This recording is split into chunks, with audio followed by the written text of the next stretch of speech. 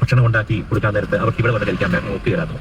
ആ പ്രദേശത്ത് ആ മറ്റേ ക്യാമ്പിൽ താമസിക്കുന്നവർക്ക് ഒരു ക്യാമ്പ് ഒരു ഒറ്റ സ്ഥലം തന്നെയാണ്. അല്പം ഇങ്ങോട്ട് നടന്നു വന്നാൽ മതി, ഒരു ഗ്രൗണ്ടാണ്, ഇങ്ങോട്ട് നടന്നു വന്നാൽ മതി. പക്ഷെ അവർ പറഞ്ഞാൽ കഴിക്കരുത്. വില്ലേജ് ഓഫീസർ ആ രാവിലെ ഉണ്ടായിരുന്ന മുഴുവൻ ആൾക്കാർക്കും കാശ് കൊടുത്ത് വേറെ ഭക്ഷണം മേടിച്ചു കൊടുക്കുകയുണ്ടായി. ഉച്ചയായപ്പോഴേക്ക് 1:15 ഇവിടുത്തെ ഭക്ഷണം ഇവിടുന്ന് ഉണ്ടാക്കിയ ആൾക്കാർ അവിടെ കൊണ്ടുപോകും. ഒരു കാര്യം ഓർത്തണം, 1:15 അപ്പൊ അപ്പുറത്തെ ക്യാമ്പിൽ ഭക്ഷണം ഊണ് കൊണ്ട് കൊടുത്തതാണ്. പക്ഷേ പെട്ടെന്നാണ് ഞാൻ തിരുവല്ലയിലെ ഒരു സ്ഥലത്തിന് വേണ്ടി പോയിട്ട് പേർന്നവരെ കുറച്ച് പാ മേടിക്കാൻ വേണ്ടി പോയിട്ട് വരുന്ന വഴിക്കാണ് പെട്ടെന്ന് റിപ്പോർട്ടർ ചാനലിൽ ഇവിടുത്തെ MLA അവർക്ക് ഇവിടുത്തെ ഒരു സ്കൂളിൽ ഭക്ഷണം കിട്ടിയിട്ടില്ലാത്തത്. ഞാൻ ഏത് സ്കൂളിൽ എല്ലാ സ്കൂളിലും ഭക്ഷണം കിട്ടിയിട്ടുണ്ടല്ലോ, കഴിക്കാൻ വഴിയില്ല.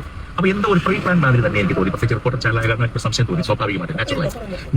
ഞാൻ റിപ്പോർട്ടർ ചാനലിന് ബൈറ്റ് കൊടുക്കാൻ വേണ്ടിയല്ല പോയി. ഞാൻ 10 മിനിറ്റ് ഞാൻ ക്യാമ്പ് സന്ദർശിക്കുന്നു. കാരണം എനിക്കറിയാം എന്റെ നിയോജകമണ്ഡലത്തിൽ ഏത് സ്കൂളിലാണ് ഇങ്ങനെ ഭക്ഷണം കിട്ടാതിരിക്കുന്നത്. കാരണം എല്ലായിടത്തും കൃത്യമായിട്ട് നമ്മുടെ സർക്കാർ ഉദ്യോഗസ്ഥന്മാരും ജനപ്രതികളും രാവും ഊണും ഉറക്കവും എല്ലാം ഉപേക്ഷിച്ച് ഇവരുടെ കൂടെ നിൽക്കുന്ന ഒരു സാഹചര്യമാണ്.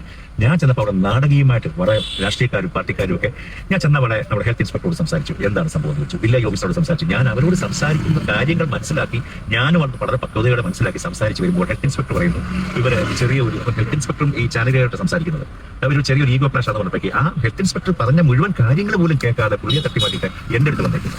ഞാൻ ഇങ്ങനെ വളരെ സൗമ്യമായിട്ട് കാര്യങ്ങൾ സംസാരിച്ചു. ഇവർക്ക് പെട്ടെന്ന് ട്യൂൺ മാറ്റണം ഈ ചാനലുകാർക്ക്, റിപ്പോർട്ട് ചാനലുകാർക്ക്. എന്നെ അങ്ങ് പ്രൊവോക്ക് ചെയ്യാൻ വേണ്ടി ശ്രമിക്കുകയാണ്. ഞാൻ വളരെ സൗമ്യമായിട്ട് സംസാരിക്കുക, എന്നൊക്കെ എല്ലാവർക്കും അറിയാം ആ സംസാരിക്കുന്ന രീതി കണ്ടാൽ. ഇത് കഴിഞ്ഞ് ഇവർ അറിഞ്ഞുകൊണ്ട് എന്നെ പ്രൊവോക്ക് ചെയ്യുന്നത് നിങ്ങൾക്ക് MLAക്ക് ഇവിടുന്ന് പോകാം എന്നൊരു വാക്ക്. അത് സ്വാഭാവികമായിട്ട് ചങ്ങനാശ്ശേരിയുടെ MLAയോട് അദ്ദേഹം അങ്ങനെ പറയേണ്ട കാര്യം എന്തായിരുന്നു? MLAക്ക് ഇവിടുന്ന് പോകാം എന്ന് പറയേണ്ട കാര്യം റിപ്പോർട്ടർ ചാനലുകാർക്ക്. അദ്ദേഹം ഇവിടെ